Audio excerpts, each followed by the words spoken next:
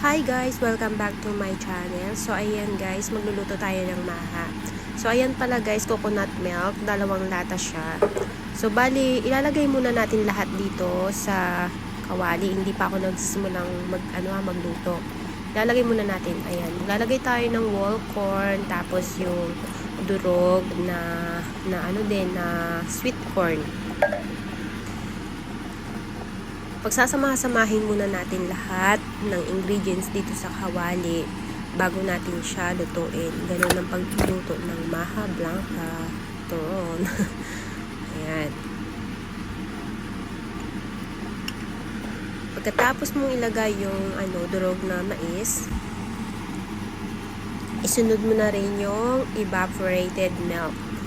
Ayan. Hindi pa luto pero mukhang masarap na, di ba?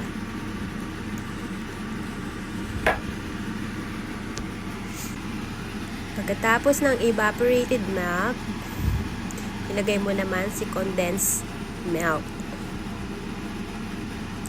para sobrang masarap at matamis, maninamnam. Ganon.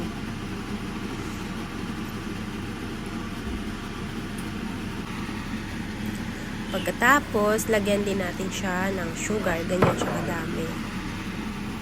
Kalating cup.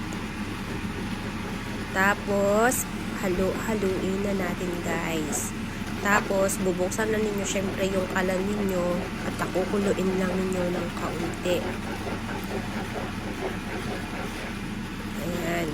So, halo-halo hanggang sa kumulo siya guys. Hindi nyo pwede siyang pabayaan ng ganyan lang guys. Kailangan hahaluin nyo talaga siya. So, ayan. Maganda na siya guys.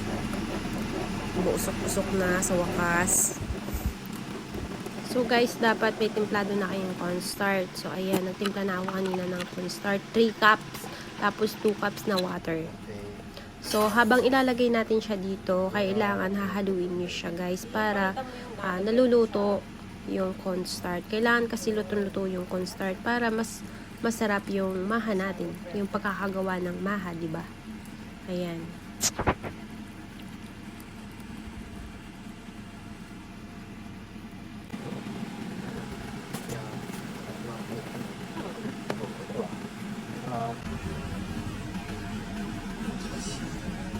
So ayan guys, medyo malapit na rin siyang maluto, 'di ba? Medyo na siya, medyo malapot-lapot na. Pero kapag malapot na at hindi na kayang haluin niyo, 'yon, luto na 'yon. So ready to eat na 'yon. Char.